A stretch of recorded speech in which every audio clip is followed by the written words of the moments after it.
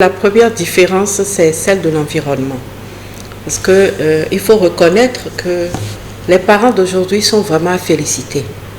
En même temps, c'est aussi vrai qu'il y a une frange de parents qui ont démissionné de leur devoir d'éduquer les enfants, de leur devoir d'entourer les enfants, pour diverses raisons.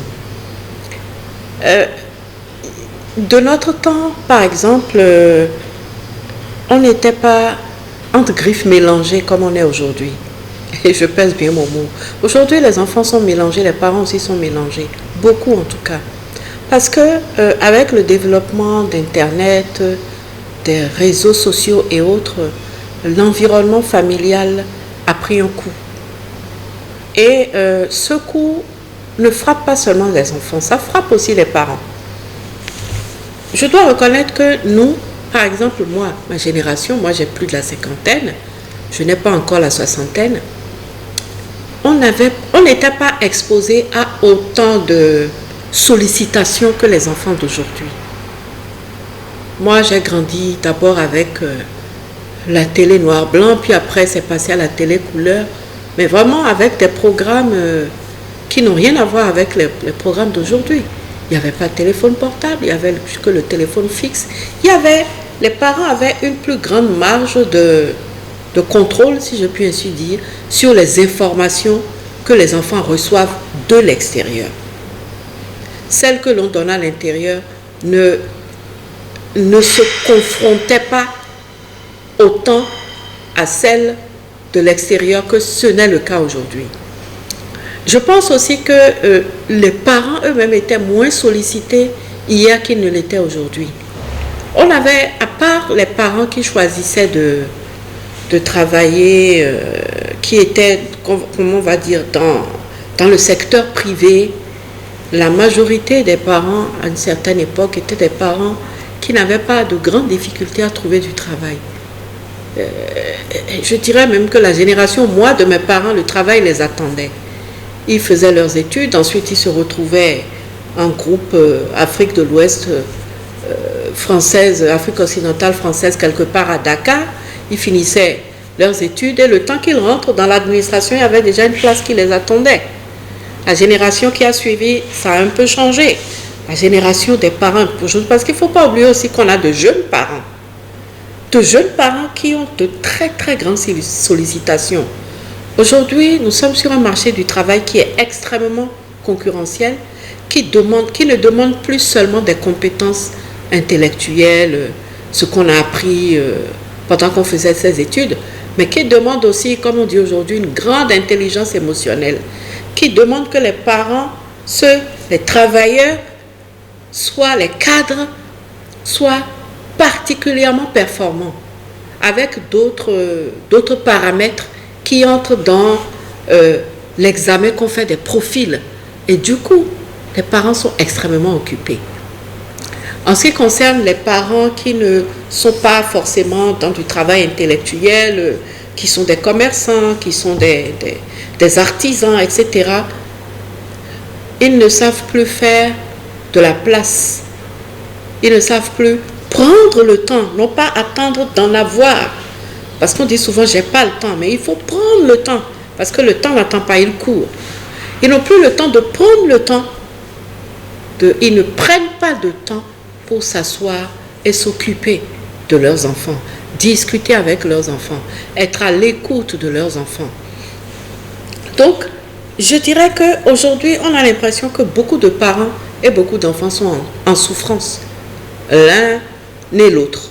Et c'est vrai qu'on met beaucoup les parents au banc des accusés, mais croyez-moi, je rencontre beaucoup de parents et quand je vois le mal qu'ils se donnent précisément pour que leurs enfants aient le meilleur, ils ont du mal à trouver parfois un équilibre. Et on ne peut pas leur reprocher non plus d'avoir de bons postes, de gros postes. Mais le plus important, c'est de trouver un équilibre. Et ils ont du mal à trouver cet équilibre parce que les sollicitations sont nombreuses. Si vous prenez, mais particulièrement après la Covid, les habitudes de travail aussi ont changé. Ça fait que, c'est vrai, certains passent plus de temps à la maison, mais ils passent plus de temps à la maison à travailler. Et l'expérience a montré que c'est encore plus fatigant de préparer une réunion en ligne que de faire une réunion en présentiel. Le stress qu'il y a autour, le temps de se préparer, etc., c'est épuisant. Maintenant, il y a aussi des parents qui ont démissionné. Ça, il faut l'avouer. Il y a des parents, je ne vous dis pas à l'Institut national de la femme, la proportion de dossiers que nous recevons de femmes qui ont eu des enfants, dont les papas démissionnent, dont les papas abandonnent les familles, abandonnent un ménage pour aller se créer un autre, avoir d'autres enfants là-bas et revenir par la suite dire qu'ils n'ont pas les moyens de s'occuper des premiers enfants qu'ils ont faits. Donc, il y a tellement de facteurs. Le facteur temps, la gestion du temps est devenue une problématique pour les parents d'aujourd'hui et pour les enfants d'aujourd'hui. Vous prenez un exemple, la façon d'éduquer ne peut pas, comme je vous ai dit, ne peut plus être la même. Si vous prenez même les aspirations des enfants, nous, la génération avant moi, les parents s'occupaient de leurs enfants qui faisaient des études pour quelque chose de précis. Et puis on sait où l'enfant va. Tu as fait des études, je ne sais pas moi, en chimie, on sait que tu deviendras un biologiste ou quelque chose comme ça. Tu as fait des études en mathématiques, on sait que où tu seras enseignant, où tu seras ceci, cela. Cette génération n'a pas connu les enfants qui font plusieurs choses à la fois. Nous, notre génération est déjà un peu différente. Nous sommes un peu comme un mélange des deux. Nous avons fait des études, nous avons appris un métier précis, mais il se trouve que nous sommes multitalents, par exemple, que nous pouvons faire plusieurs choses à la fois. Mais avant de commencer à faire les autres choses à côté du principal, c'est que nous nous sommes déjà affranchis. Nous avons déjà libéré nos parents de leur devoir de s'occuper de nous suivre, de voir si on est structuré, etc. Cette maturité-là, il faut reconnaître que beaucoup d'enfants aujourd'hui ne l'ont plus. Ce qui fait que beaucoup d'enfants ont de plus en plus, à un âge qui s'approche littéralement de l'âge adulte, ont besoin d'être encadrés, ont besoin d'être structurés et ont besoin plus longtemps de l'attention de leurs parents que nous n'en avions eu. Nous nous sommes affranchis plus vite, nous avons été matures beaucoup plus vite. Eux, ils sont sollicités par plusieurs choses. Aujourd'hui, vous pouvez avoir un enfant qui, après son bac, va dire je veux faire des études de médecine, mais en même temps, j'ai envie d'ouvrir une entreprise d'informatique parce que l'informatique, c'est mon dada. Donc, vous avez un enfant qui, juste après le bac, pendant qu'il est encore vraiment littéralement sous l'autorité, la dépendance de ses parents, veut faire deux choses à la fois. Et les parents ont du mal à lui dire, fais d'abord une et ensuite tu feras l'autre. Mais lui, il est, comment je vais dire, il bouillonne de quelque chose qu'il n'arrive pas à contenir. Et il faut composer avec tout ça. Les informations qui viennent de l'extérieur. Quand vous donnez un outil informatique à un enfant, un téléphone portable, un iPad, un iPhone, tout ce que vous voulez, vous ne pouvez pas être 24 heures sur 24 derrière lui. Vous ne pouvez pas verrouiller une partie du téléphone par rapport aux informations qu'il va recevoir. Et donc, pendant que vous appliquez à lui donner une certaine éducation, à lui donner des fondements, de l'autre côté, il est très sollicité par différents coachs de vie qui font diverses propositions, qui font une psychanalyse qui parfois même, au lieu d'instruire l'enfant, le déstabilise. Les enfants se trouvent pleins de petites maladies pour lesquelles ils ont besoin de tel coach en ceci, de tel coach en cela. Et il y a un choc entre des principes qui, de toute façon et de toutes les générations, demeurent les principes de base pour réussir dans la vie, et que les parents s'échinent à passer à leurs enfants, et puis de nouvelles choses, une vie sexuelle trop précoce, une tendance à passer plus de temps quand on est sur son téléphone à consommer du produit pornographique qu'à lire un livre, alors qu'aujourd'hui, avec son téléphone portable, on peut lire tout un livre, que Internet vous offre des tas et des tas de livres et d'extraits de livres, vous donne En fait, Internet est un outil d'acquisition et de perfectionnement de la compétence. Mais quand il n'est pas géré, il devient un outil de distraction, un outil de perte totale de la concentration sur ce qu'on fait. Et vous avez des enfants qui, ils prennent leur ordinateur, la moitié, il y a les cours qu'ils sont en train de suivre ou les devoirs qu'ils doivent faire, et sur l'autre moitié, vous avez le chat. Du coup, les enfants perdent en concentration. Et puis bon, bref, vous voyez, le monde a changé, mais il y a des fondamentaux que les parents doivent retenir et sur lesquels ils doivent s'employer constamment à faire passer ces principes, ces valeurs aux enfants. On ne réussit pas sans travail. Même si on veut faire de la politique, parce qu'aujourd'hui il y a des clichés. Les enfants se disent, bon, celui-là, il n'a pas fait d'études, mais voilà, il a commencé en politique et il a réussi. Mais il y a des principes qui demeurent. Et il y a des choses qui vous rattrapent, quelle que soit votre génération. Il vient toujours un moment où la compétence, où l'excellence prime sur tout le reste. C'est d'abord l'excellence, c'est d'abord le travail. C'est des principes et des valeurs d'intégrité, de discipline, d'estime de soi. Vraiment, ces principes-là, ça ne peut pas mourir. Et ça reste valable pour toutes les générations. Et il doit y avoir en fait tous les parents doivent tout faire pour rester proches de leurs enfants autant qu'ils le peuvent. Et ce n'est pas une question de richesse non plus. C'est une question de priorité, c'est une question de décision que l'on a prise, c'est une question de vision que l'on a de son enfant.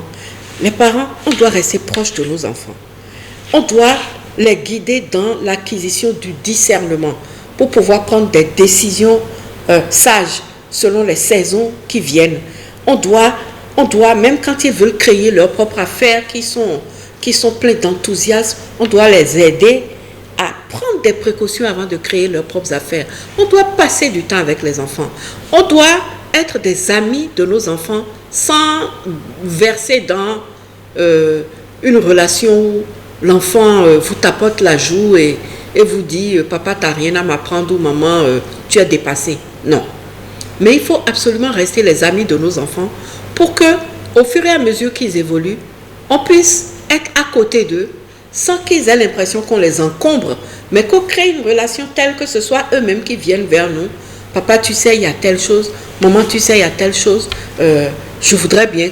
Qu'est-ce que tu en penses ?» Ou qu'on ait des relations telles que nos enfants puissent courir à nous quand ils sont en difficulté, quand ils ont fait une grosse gaffe, quand ils se sentent en danger, qu'ils puissent courir à nous et que nous puissions leur apporter des réponses qui ne leur donnent pas envie d'aller chercher la réponse ailleurs. Ce n'est pas facile, mais les enfants nous observent aussi, nous parents, dans la gestion que nous faisons de nos téléphones portables, dans la gestion que nous faisons de notre temps. Il ne faut pas s'attendre à avoir un enfant plus tard qui va être à la maison tout le temps si le papa ou la maman n'ont pas eu l'habitude d'être à la maison tout le temps. Donc, vraiment, les choses ont changé, l'environnement a changé, les parents beaucoup de parents sont ils sont déchirés entre je dois travailler pour avoir assez d'argent, pour offrir à mon enfant le meilleur. Tous les parents voudraient que leurs enfants aient des conditions meilleures que celles qu'ils ont eues. Mais il faut trouver un équilibre. Parce qu'aujourd'hui, on sait qu'on peut avoir énormément d'argent, on peut avoir un travail formidable et on peut avoir un jeune adulte avec tout cet argent, avec tout ce travail, mais qui est dans une dépression profonde et qui ne peut même pas dire à son papa ou à sa maman « ça ne va pas, je ne suis pas bien. J'ai besoin qu'on s'occupe de moi, j'ai besoin de parler à quelqu'un. » Donc, vraiment, quand vous me parlez de... Ça vaut la peine d'être célébré, la journée des parents, parce que les parents, c'est des héros. Beaucoup de parents sont des héros. Et beaucoup de parents ne sont pas outillés non plus. Vous savez, quand on dit aux parents, faites l'éducation sexuelle de vos enfants, il y a des parents à qui on n'a pas donné d'éducation sexuelle. Où voulons-nous qu'ils aillent trouver les ressources pour faire cette éducation sexuelle? C'est en cela que l'acquisition de la connaissance par Internet pour tous ceux qui peuvent y avoir accès est une chose formidable.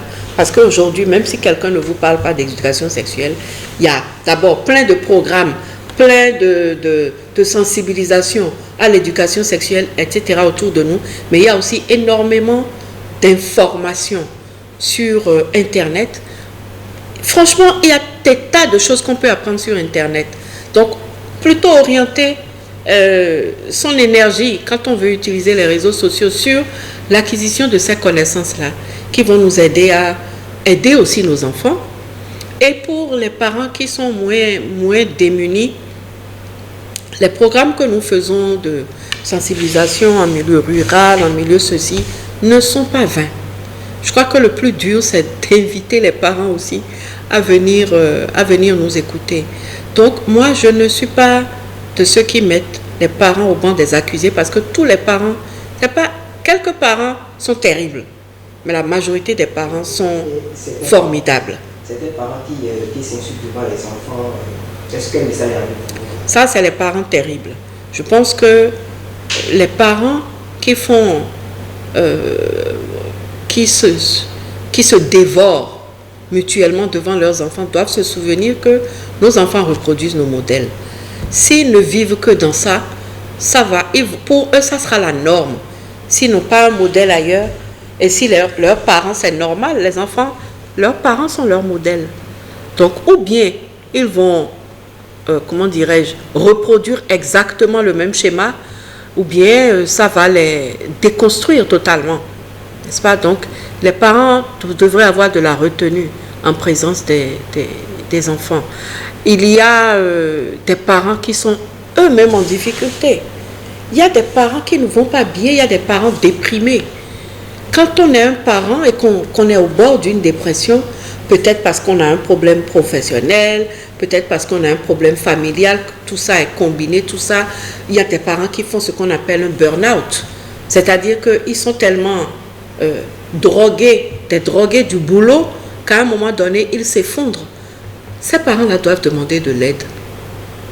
Parce qu'ils doivent, c'est ça en fait, ce métier de parent est difficile. Il faut rester un parent. Mais quand on sent qu'on devient vulnérable en tant que parent, il faut se faire aider. C'est ça qui permet de reprendre du poil de la bête et de redevenir un parent en griffe normal en présence des enfants. Je pense à tous les parents. Je pense aux parents qui ont perdu un enfant. Je pense aux parents qui n'ont... On les appelle parents parce qu'ils sont mariés femmes, mais qui n'ont pas d'enfants eux-mêmes. Je crois que c'est aussi des personnes qu'il faut célébrer et à qui il faut souhaiter qu'ils deviennent des parents d'autres enfants qui sont en manque d'affection, qui cherchent quelqu'un qui va les éduquer, quelqu'un qui va les mettre à l'école et qui n'ont peut-être pas encore trouvé. En tout cas, bravo aux parents. Attention, faisons attention pour les parents qui sont en train de démissionner. Et je ne dirais pas, envers aucun parent, il ne faut être, comment je vais dire, impitoyable. Ça, c'est mon côté avocat qui parle. Le parent le plus détestable a besoin d'être défendu. Le parent le plus détestable a besoin d'être entretenu, a besoin d'être aidé, a besoin d'être guidé vers un meilleur chemin, n'est-ce pas? Être un parent, c'est une responsabilité très lourde. Par contre, je voudrais dire aux personnes qui ne sont pas prêtes à assumer ces responsabilités-là, de ne pas devenir parent, pour ne pas faire souffrir les enfants. Quand on n'est pas prêt à être parent, il ne faut pas rentrer dedans. Parce que c'est là où c'est envers ce genre de parents que parfois je suis tentée d'être véritablement impitoyable. Vous n'êtes pas prêt à être parent, ne devenez pas parent. Ne faites pas souffrir une femme, ne faites pas souffrir un homme et ne faites pas souffrir des enfants. Ne piégez pas un homme pour qu'il devienne parent de votre enfant. C'est mal parti quand on piège un homme. Ne piégez pas non plus une femme, n'embrigadez pas une femme pour qu'elle soit une pondeuse d'enfants pour vous. Là aussi, c'est mal parti.